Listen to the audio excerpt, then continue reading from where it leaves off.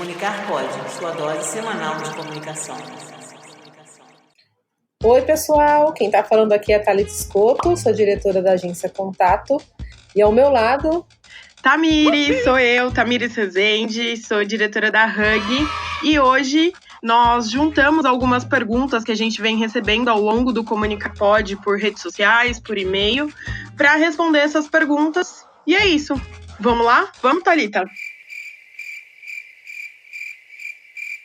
Vamos lá, Tamires, é um programa bem dinâmico hoje, é papum. São 8 perguntinhas aqui que a gente recebeu e bora partir para a primeira. Quer começar? Bora. Eu deixo você começar, vai. Não, beleza, vamos lá. Vamos para a primeira pergunta, gente.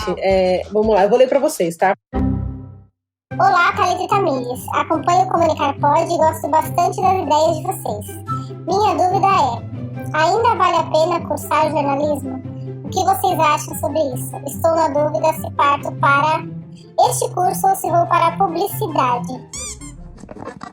Quem perguntou isso, Tamires, foi Juliana Pires, de São Paulo. Ela não colocou a idade, mas eu acho que, enfim, deve estar aí na fase saindo da adolescência, entrando aí já para a faculdade, deve estar eu acho que ela já sabe o principal, ela quer comunicação, né? E... Exato. Eu acho que ela tem uma dúvida que é entre 2 cursos que são bastante diferentes dentro da comunicação, jornalismo e publicidade. Apesar de ter alguns pontos aí de intersecção e de encontro, são cursos que partem de premissas bem diferentes, de abordagens bem diferentes. Quando eu comecei a fazer a faculdade de jornalismo, caiu o diploma. Lembra que ficou nesse vai e vem, precisa de diploma, não precisa de diploma? Essa é uma questão sempre abordada dentro da faculdade de jornalismo, e eu acho que uma formação universitária, ela nunca é dispensável. Então, assim, se você tem certeza que quer cursar jornalismo, curse jornalismo. A minha dica bate a grade, nem sei se fala mais desse jeito hoje, mas bater a grade horária das 2 faculdades, as disciplinas, enfim, para entender o que você tem mais afinidade e também entender em que área você quer atuar. Então, quais são suas afinidades profissionais, se você tem algum anseio profissional, então, eu quero atuar com parte de campanha, então, de repente, você precisa ir para publicidade. Eu escolhi jornalismo porque eu sempre quis trabalhar corporativo, mas ao mesmo tempo eu queria trabalhar na construção de uma notícia, desde a apuração, enfim. Então, para mim, jornalismo sempre foi claro. Então, acho que é bem por aí. Eu acho que a primeira coisa que ela tem que pensar é o que ela tem mais afinidade mesmo. Se é escrita, se é reportagem, se é, de repente, abranger a parte corporativa. E publicidade, querendo ou não, é uma área bem que exige criatividade, né? Tem umas sacadas aí importantes. Então, acho que é isso que tem que mesclar. Se, respondendo ao pé da letra, ainda vale a pena cursar jornalismo? Olha, eu acho que vale, né? Eu acho que qualquer formação universitária é a base, né?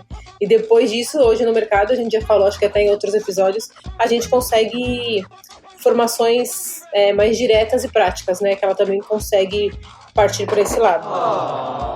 Com certeza. Fechou? Fechou. Vamos pro próximo?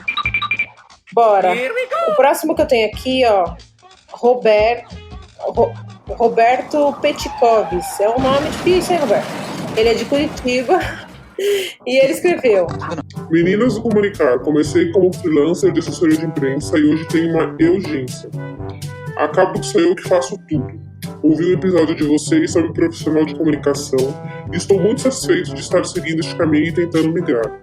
Que conselho vocês dariam para quem precisa migrar de área para sobreviver? Quero dizer que tenho receio de não investir em novas soluções e acabar morrendo na praia.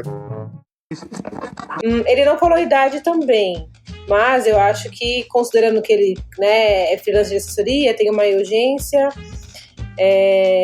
acho que bate muito com aquilo que a gente falou, né, Tamires, no episódio passado, sobre aquela migração de carreira ou de abraçar várias soluções e se tornar uma urgência, né, como ele falou, mais completa, com suporte. Sim, eu acho que ele mesmo respondeu a pergunta dele, quando ele fala que eu tenho receio de não investir em novas soluções e acabar morrendo na praia. É isso. Eu acho que hoje o conceito de assessoria também mudou, então a gente não pode mais enxergar a assessoria de imprensa como a gente enxergava há 5 ou 10 anos atrás. A assessoria de imprensa não é só mais uma ferramenta de criação de autoridade, mas ele também entra como uma ferramenta dentro do marketing digital. Então, a gente precisa sempre rever o conceito daquela atuação. Então, tudo que eu quis dizer é a assessoria de imprensa não é mais como era antes. Então, de repente, ampliar um pouco esse leque de atuação dentro do mercado já não é mais nenhuma opção, é uma obrigatoriedade se você quiser se manter no mercado. Então, você precisa minimamente entender sobre marketing digital, porque às vezes, como ele tem uma urgência, que é ele, às vezes ele pode querer procurar um parceiro, mas se ele quer procurar um parceiro para essa parte de marketing digital, é imprescindível que ele entenda para ele conseguir encontrar alguém que de fato some com ele nesse trabalho. Não, exatamente. Outra coisa, quando ele pede um conselho para quem quer migrar, né, de área, eu acho que ele tem receio de ficar só em assessoria, né, e acaba realmente não tendo como fazer só isso e, enfim. Eu acho, Roberto, que você pode, de repente, tentar crescer dentro dos próprios clientes, né? Eu acho que é um caminho que é muito mais fácil você vender, né, entre aspas, para aqueles clientes que já estão com você, do que você buscar cliente novo no mercado. Conquistar, né, o processo de conquista de novos clientes, ele é sempre mais difícil. Então, acho que o primeiro ponto que você tem que pensar é isso. Como que eu posso oferecer soluções que agreguem o dia a dia do meu cliente, que fujam só da assessoria de imprensa. E aos poucos você vai se profissionalizando. Mas toma cuidado com essa questão aí de urgência. Tenta avaliar aí o que você tem de bom, qual a possibilidade de crescimento que você tem, para de repente você conseguir contratar uma pessoa para te ajudar e você, aos poucos, conseguindo migrar para uma estrutura um pouco mais robusta ou que consiga te atender talvez em outras soluções, né? Acho que seria por aí, né, Ramires? Com certeza, e eu já adianto que não é fácil. Eu acho que a parte mais difícil é quando você... Crescer é muito difícil, crescer é muito doloroso. Essa parte de contratar alguém, de você criar uma estrutura mais robusta, não é fácil. A gente acha que porque, tô crescendo, tenho demandas de trabalho, nossa, que bom, mas não é só que bom, é bem complicado mesmo. Tem que ter pé no chão e com certeza. Sempre. Bom, vou pegar uma que tem aqui, viu, Thalita? Vamos lá. A Jaqueline de Campinas, Jaqueline Matos, ela mandou uma mensagem pra gente que é: Oi meninas, acompanho os episódios e tenho uma dúvida. Trabalho em uma agência no interior de São Paulo e tenho uma relação muito próxima com meu chefe. Somos uma agência de pequeno porte. Vejo que a maior dificuldade é conseguir aumentar o valor do FII em assessoria de imprensa e também estamos sofrendo muito com concorrências desonestas. Novidade. Como vocês administram esses assuntos nas agências de vocês? O mercado está uma merda mesmo? Isso é bem um desabafo, né? É mais um desabafo do que uma pergunta. Olha, veja bem, né? Vamos começar. Como que a gente pode falar algo positivo dentro desse assunto?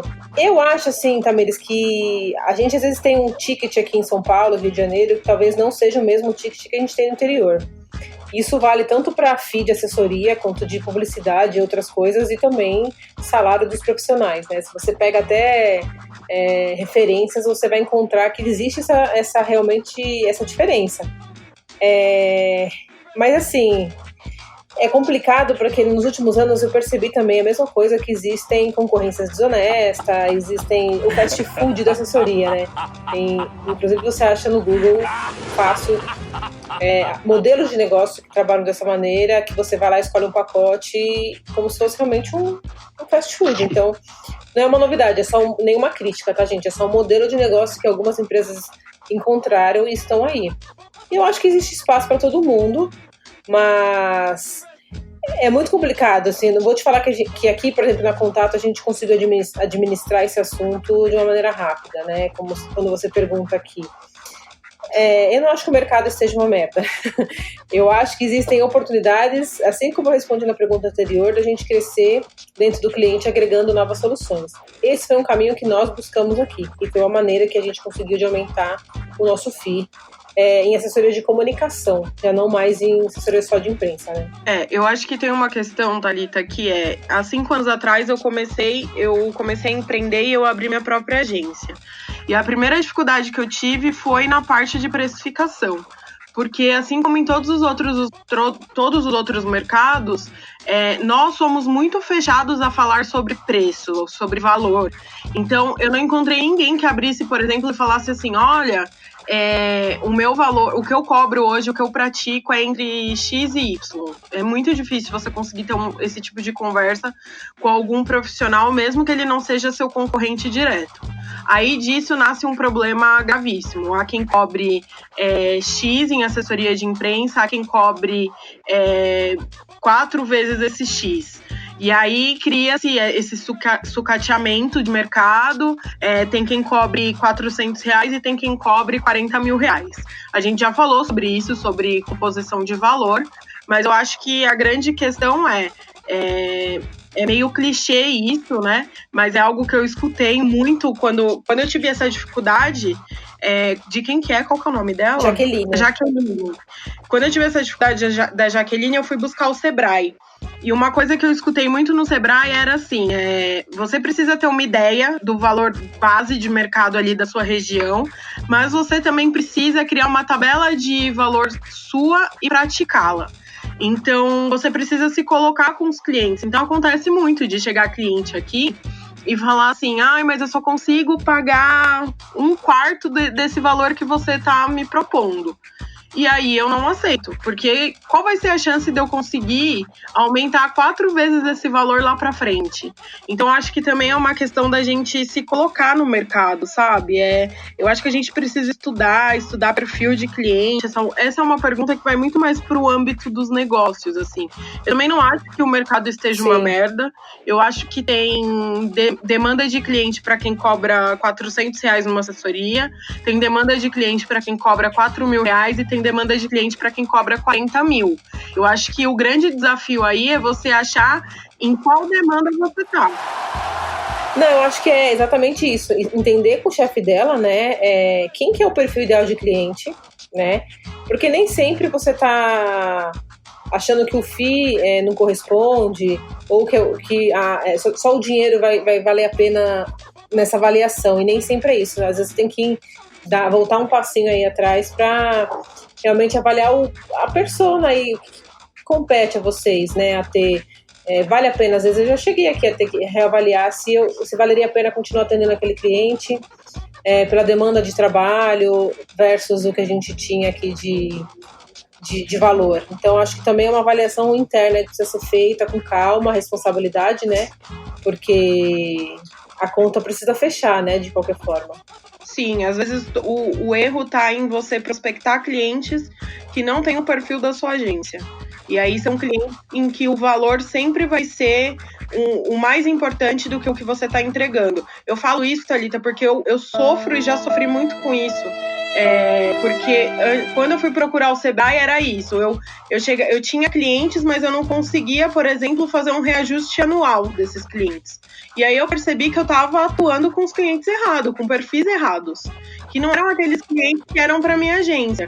E assim, é muito difícil, né, você recusar trabalho. A gente sabe quão difícil é, principalmente para as agências micro e pequenas agências. Mas a partir do momento que a gente começa a fazer essa filtragem, a gente começa a melhorar qualidade, entre aspas, e aí você consegue ter, por exemplo, um FII mais flexível. Porque não é só a questão de quanto o cliente está te pagando, mas a gente sabe que, por exemplo, dentro de uma assessoria de imprensa, de repente você vai propor para o cliente uma ação em que ele vai precisar de um investimento de verba. E aí, se o FII já está muito assim no gargalo, o cara não vai topar investir mais dinheiro. Ele vai falar para você, mas eu já te pago demais. E aí que o calo aperta e dói. Então, acho que é mesmo procurar entender se você está atuando com perfil correspondente, com perfil de cliente correspondente à sua agência. Exatamente, Jaqueline, só o último recado. se te serve de consolo, aqui, hoje tudo bem, a gente tem 10 anos de mercado, a gente já conseguiu parar e pensar em qual modelo de negócio atende a gente. Mas lá no começo, quando a gente estava iniciando o trabalho, eu já cheguei a ficar 4 anos sem conseguir fazer esse tal reajuste anual. Porque não é nada mais do que a inflação, né, gente? É só reajuste que é o básico para que você acaba recebendo dos seus fornecedores também esse aumento. E nem sempre a gente conseguiu repassar isso, né? E é triste. Então, acho que aí você começa a pesar, né? O tempo de experiência que você tem no mercado, o perfil de quem está atendendo, se comporta, se faz sentido. Então, são muitas questões que acho que você tem que avaliar com o seu chefe, sentar com ele, até como uma maneira de ajudar mesmo, né? Acho que quando a gente trabalha numa agência de pequeno porte, sempre vai ter uma pessoa que às vezes pode estar sobrecarregada, ele pode estar também pensando 1000 coisas sobre isso e às vezes vocês não estão compartilhando essa ideia. Então acho que é bacana sentarem e conversarem mesmo, né? Sim, com certeza. E muito legal essa proximidade, né? É bem raro. Sem dúvida. Sempre agrega. Bom, tenho mais uma aqui, Thalita, que é do Paulo Albuquerque. Ele tem 42 anos e ele é de Santa Catarina. Ele diz para nós que trabalhei durante toda a minha carreira como jornalista, mas hoje estou desempregado e sempre fui de redação. Sinto que perdi o bonde e isso me deixa muito chateado. Estou numa cidade considerada o Vale do Silício Nacional e muita oportunidade que vejo é para marketing digital. Mas, mesmo assim, não consigo me livrar das minhas raízes. O que poderiam me aconselhar? Eita, Paulo, é o seguinte, acho que ele não tá sozinho, né, Tamires, porque eu vejo muito, o processo de seleção que a gente fez aqui recentemente, a gente recebeu bastante currículo de pessoas que tinham essa faixa de idade dele e que trabalham durante muito tempo em redação, revista, enfim, as mídias mais tradicionais, né? Então, acho que assim, ele já tá numa cidade, para quem não conhece ou nunca foi pesquisar um pouco sobre isso, Santa Catarina tem muita empresa dessa área de marketing digital, a própria RD de lá, Content Tool, são empresas que são referências e estão instaladas lá. O maior evento de marketing digital acontece lá em Santa Catarina, que é o RD Summit. A gente já falou N vezes disso. Eu acho que ele tem uma oportunidade muito rica, já que ele está lá e mora ali nas redondezas, né? De poder tentar participar disso, começar a se integrar mais sobre esses assuntos, porque eu acho que nunca é tarde para você se atualizar e agregar. E outro, ele tem o principal, que é essa base de conteúdo, que com certeza ele deve ter uma expertise enorme em relação a isso, por todos esses anos que ele trabalhou em redação. Então acho que ele tem muito, assim, ele só vai conseguir agregar agora. A base ele já tem. Então acho que talvez ele precise se desprender um pouquinho do passado, né? Que às vezes as pessoas ficam naquela coisa de mas na minha época, mas naquele tempo. O tempo já foi, passou, né? A gente tem, acho que estamos numa fase de muitas oportunidades para quem é de comunicação e marketing, então eu acho que é só buscar o que ele se identifica mais de atual e bola para frente. Exatamente o que a Thalita falou, arrancou as palavras da minha boca. Eu acho o seguinte, o Paulo, ele não citou aqui no e-mail há quanto tempo ele está desempregado, mas com certeza dentro da redação ele deve ter tido contato com conteúdo digital. Porque já foi a época em que jornalistas simplesmente produziam uma matéria, mandava para o editor. Hoje os jornalistas, eles precisam às vezes produzir uma matéria e tirar uma foto bacana para subir nas redes sociais ou até para ilustrar a matéria. Então ele não tá mais, a gente não tá mais vivendo na época em que era muito segmentada, né? As atuações dentro de um jornal ou dentro de uma revista. Então, algum contato com essa parte da comunicação digital ele já tem. Ele é jornalista há muito tempo, então é o que a Thalita falou, a base de produção de conteúdo ele já tem.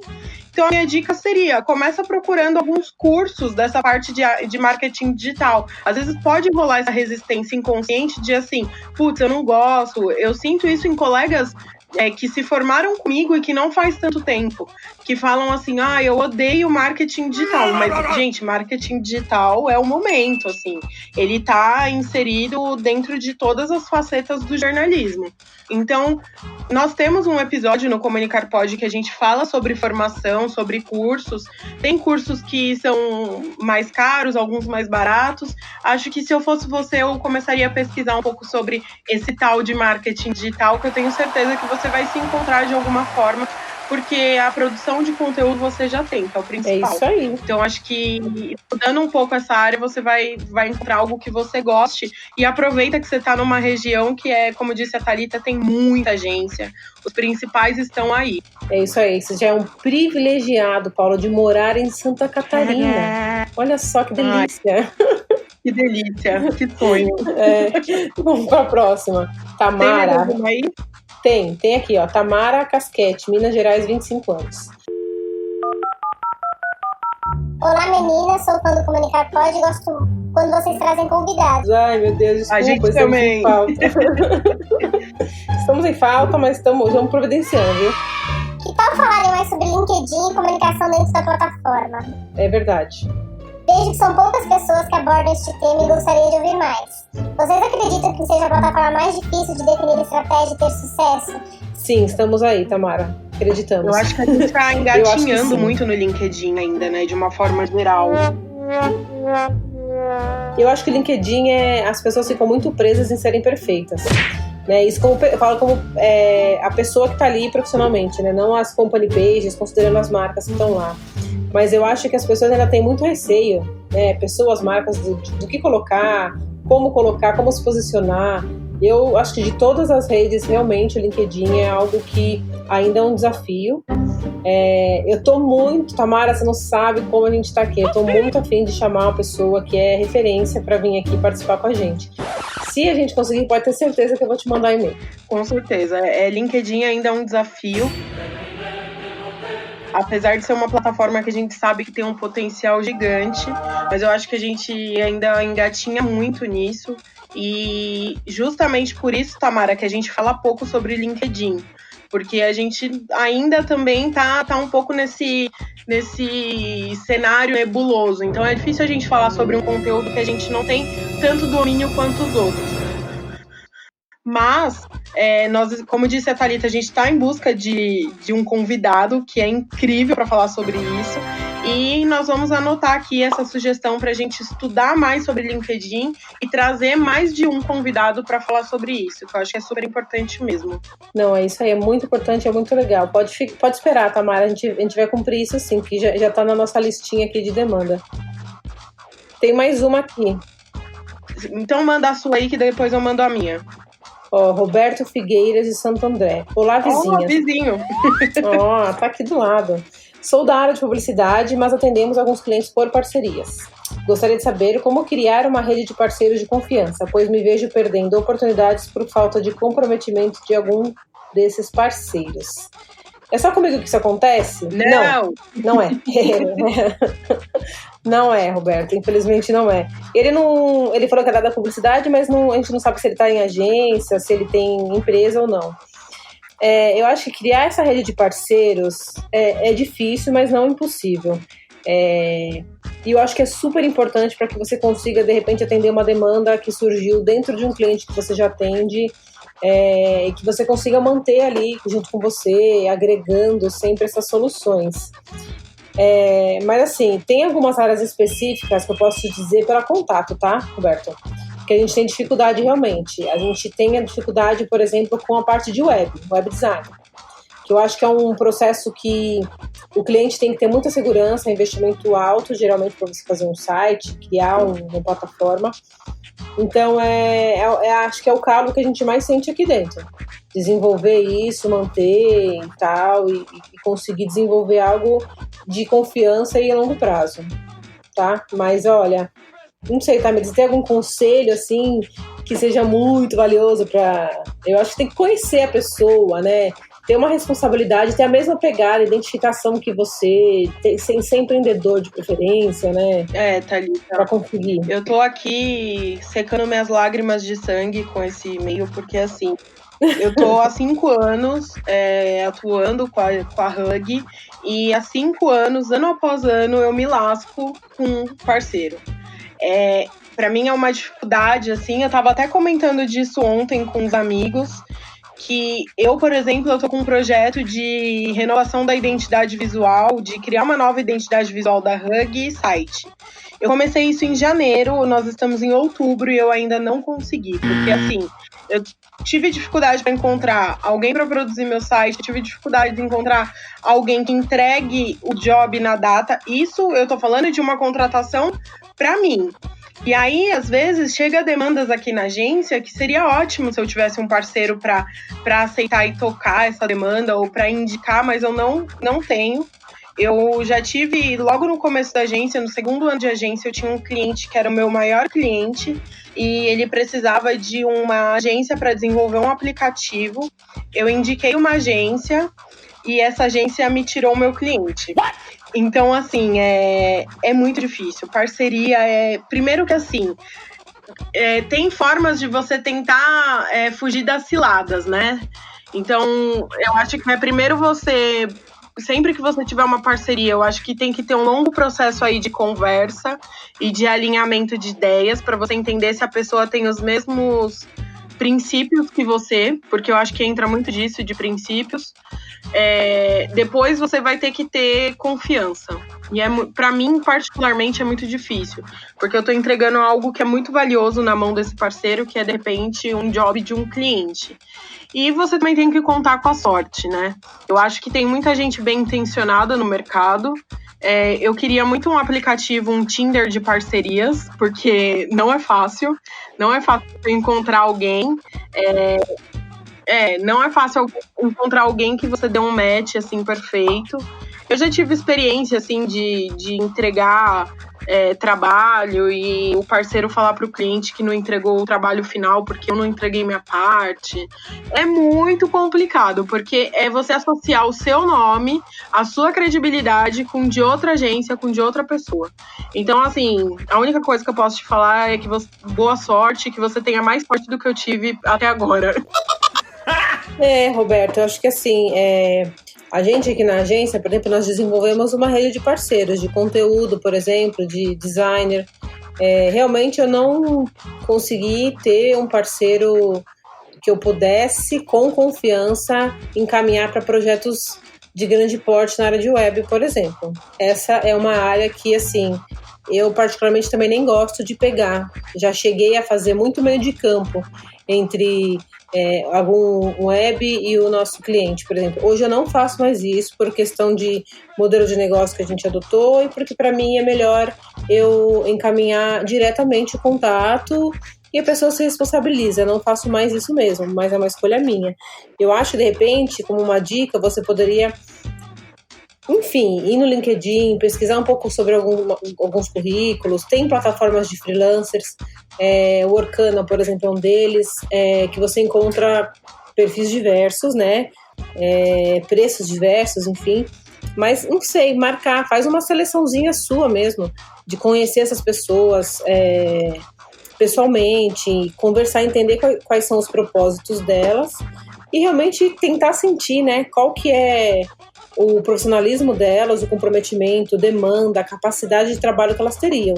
E aí você consegue ir passando isso, enfim, estabelecendo quais são as regras comerciais, principalmente dessas parcerias. Se vai ser por comissão, se vai ser por uma indicação, se você que vai ficar responsável por fazer esse meio de campo. Então tem bastante coisa que você precisa definir aí antes de partir, assim, de chorar que nem você tá chorando. A gente já tá chorando juntos também, tá? Desculpa, mas é isso. Exatamente. Bom, eu tenho aqui o e-mail da Patrícia Valadares, de 31 anos, ela é de São José do Rio Preto. Ah, adoro lá, cidade das franquias. Ah, eu não conheço. Vamos lá. Sou freelancer de redes sociais e design e gostaria de saber como atingir outros mercados fora da minha cidade. Temos oportunidades por aqui, mas tudo funciona muito por indicação. Sabe como é interior, né? Sofro com isso, pois acredito que não consigo ampliar meu networking fora daqui. Quais conselhos vocês dois podem me dar? Patrícia, primeiramente, acho São José do Rio Preto uma cidade muito, muito legal. Eu sei que é a cidade das franquias, tem oportunidades enormes aí, tem alguns parceiros aí também. Eu entendo o que você está querendo dizer, né, dessa questão, às vezes, de ser mais regional, por indicação. Eu não tiro sua razão, porque realmente a gente percebe que cidades menores as pessoas se conhecem, sabe? Tem aqueles prêmio do profissional da cidade, sempre tem essas coisas, né? Cobertura de eventos sociais. Então, a gente sabe bem do que a gente está falando, porque aqui acontece isso. Eu sou de São Caetano, Tamires é de São Bernardo, e tem exatamente isso, a revista da cidade, o prêmio da cidade, então, enfim. Mas acho que a gente é exemplo vivo disso, né, Tamires, para falar para ela. Eu mesmo sempre morei em São Paulo, né, e estudei em São Caetano, me formei aqui, enfim. Então eu transitei sobre essas duas regiões, então dá para sentir bem como é que muda um pouquinho o comportamento das pessoas. Mas quando eu mudei para São Caetano, a primeira questão que eu tive foi essa que você está perguntando aqui pra gente. Se isso ia impactar. De fato não impactou, graças a Deus, né? Senão não tava nem aqui para falar, gente. Mas não impactou. Eu acho que hoje com internet, rede social, presença digital, eu acho que você pode investir muito, Patrícia, na sua autoridade. Começar, eu não sei se você já faz isso ou não, mas enfim, investir num perfil com o seu nome, trabalhar o seu nome em relação ao seu trabalho, os seus projetos, para conseguir divulgar isso e você ter, primeira coisa, conquistar essa autoridade, que vai ser importante para você dentro de onde você está, para que você consiga entregar valor e a partir daí você conseguir melhorar, participar de eventos. Se você tiver essa capacidade de conseguir sair, por exemplo, de onde você está, participar de eventos fora, maiores, que possam te trazer essa representatividade, perfeito. Sim, é exatamente isso. A dica que eu daria para ela é: tenha em mãos um portfólio atualizado, um portfólio bem bonito e atualizadíssimo, que eu acho que essa é uma das questões mais importantes.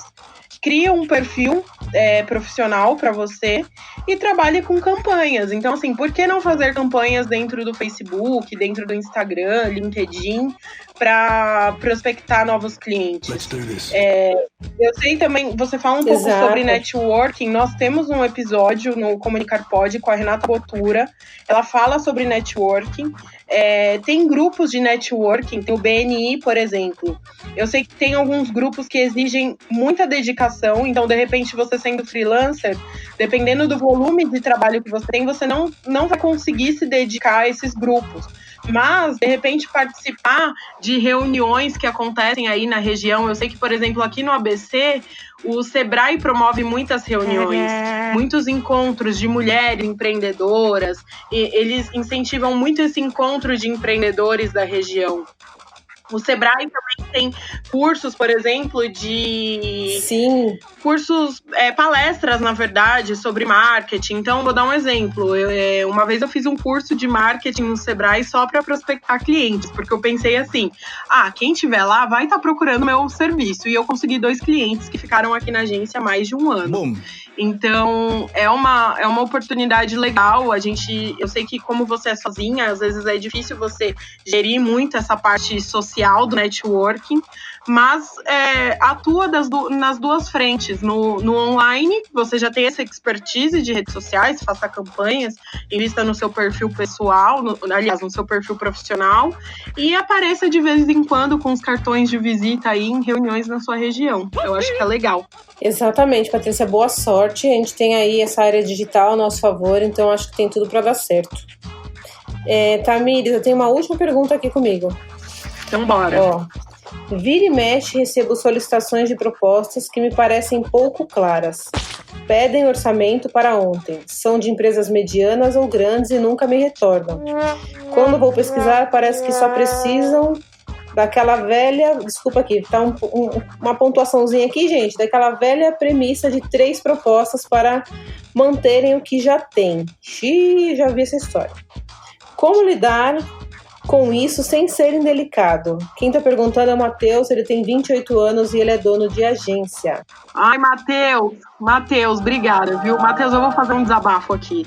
Eu odeio do fundo do meu coração profissionais que entram em contato, pedem orçamento para ontem e não retornam. Gente, pelo amor de Deus, isso é a base da educação, sabe? Isso é a base do profissionalismo. Sim. Mesmo que você vai responder dali um mês, responda. Está fora do meu budget, não vai rolar, sem tempo, irmão, qualquer coisa, mas responde, porque a gente se sente assim, um idiota, sentando para analisar aquela possibilidade de cliente, porque eu, por exemplo, eu faço isso, Thalita.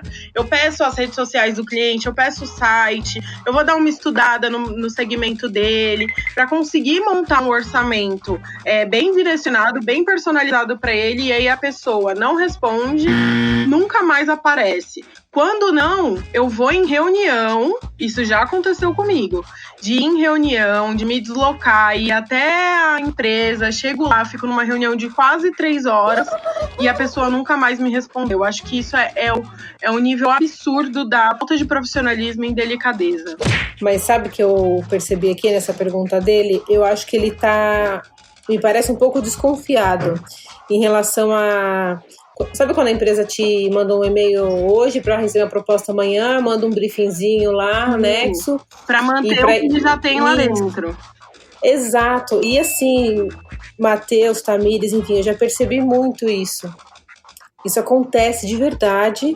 Eu já cheguei a deixar a concorrência uma vez, era uma empresa bem grande da área de eletrônico e... Eles fizeram uma reunião assim, com todas as assessorias que eles tinham chamado para essa concorrência. E eu até falei, nossa, que legal, né? Muito obrigada, fiquei super feliz. Fui, te falo, valeu o aprendizado. A gente estava entre umas agências até com outras maiores. Então deu para a gente entender como que funciona esse processo por uma concorrência de uma multinacional. E o que a gente percebeu é o seguinte, era uma concorrência bem desleal. Porque a atual empresa de comunicação que atendia eles, né, que continua a mesma, por sinal, ela também participaria da concorrência, tendo acesso a todos os dados, ao tamanho de equipe, qual que é o valor do FII atual, quantos funcionários seriam, né, destinados a atender isso e o resto das pessoas da concorrência não saberiam. Então, assim, era desleal, né? Então eu optei por sair e eu realmente saí no meio, mas eu entendi perfeitamente o que você quis dizer. Eu acho que existem sim, e eu acho que isso é uma... a gente desenvolver esse feeling mesmo, sabe? Tem uma hora que você olha aqui e você fala, gente, ninguém que tem uma seriedade de mercado vai te pedir uma proposta de um dia pro outro, assim. Claro que pode ter uma urgência, né? Mas...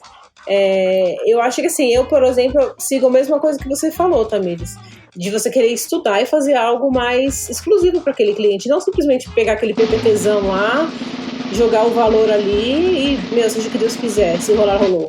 Entendeu? E parece que às vezes é assim, não, né? E completando que o meu desabafo, uma coisa que eu faço agora, Thalita, é assim, primeiro que eu desenvolvi, né, melhor o meu olhar crítico para essas pessoas, para essas empresas que chegam, e quando eu sinto que, por exemplo, é aquele tipo de empresa que tá querendo mais uma consultoria, porque às vezes as empresas fazem isso, viu?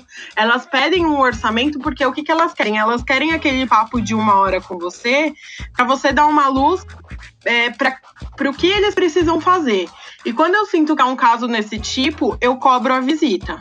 Então eu falo, olha, você pode vir aqui? Posso. A minha visita é R$200 e se a gente fechar contrato, eu faço o abatimento do valor. Assim como eu já recebi muitos clientes que me pediam, por exemplo, texto-teste. Você me manda um texto de teste? Claro, o valor do texto é tal. Se a gente fechar o contrato, ele é abatido no valor. E depois que eu comecei a fazer isso, eu comecei a me livrar muito de espertinho, sabe? Porque acontecia muito comigo de, você pode vir aqui na empresa? Aí a gente tinha aquela reunião gigante, porque aí o cliente queria te passar o cenário para você entender e passar o orçamento mais detalhado. Só que nisso ele me tirava um monte de informações relevantes E aí eu percebia que no fim o que ele precisava era mais um papo com um profissional da área do que de fato contratar uma agência. E aí eu saía perdendo, perdia meu tempo, gastava com gasolina, gastava com tudo e não ganhava nada. E aí eu comecei a fazer essas cobranças. E aí os espertinhos começaram a desaparecer. Então fica aí a dica. Não, acho ótima dica, Tamires, porque acontece realmente. É difícil. Então, assim, ele tá preocupado se ele tá sendo delicado, né? Mas, Matheus, eu acho que não. Eu entendo que às vezes a gente tem outras demandas, ou você deve ter outras urgências para fazer, e às vezes você deve ficar preocupado, né? Eu não vou deixar de atender isso, pode ser uma oportunidade que eu esteja perdendo. Eu acho que uma conversa por telefone, às vezes, um briefing, assim, pedir essas informações, assim, básicas, iniciais, por que amanhã? Não dá pra gente estender esse prazo, queria entender melhor o projeto, pode me detalhar mais, enfim... quem que tá atendendo vocês hoje, né? Enfim, tentar dar uma investigadinha sempre pode ajudar para que você poupe o seu tempo se realmente for algo que é só para constar, né? Só aquela apresentaçãozinha básica de temos 3 propostas aqui, qual que vamos ficar, né? Sim. E você conseguir, assim, filtrar melhor, né? Acho que já passamos por isso, né, Tamires? Então... não é só na nossa casa que acontece. É bem difícil. Bom, eu não tenho mais nenhuma. Você tem mais alguma aí, Thalita? Não, encerrei aqui também. Tudo que eu tinha já foi falado aqui. Então, acho que vale só a gente deixar nosso e-mail de novo, que é o comunicarpod@gmail.com. Então, se você tiver pergunta, se você tiver alguma dúvida, como essas pessoas aqui, que a gente juntou tudo, fique à vontade, né, em compartilhar com a gente. Se quiser mandar por direct também no Instagram. Então, isso aqui foi um misto desses canais aí que a gente tem. Com certeza. E fica o espaço aberto. E foi ótimo, gostei bastante.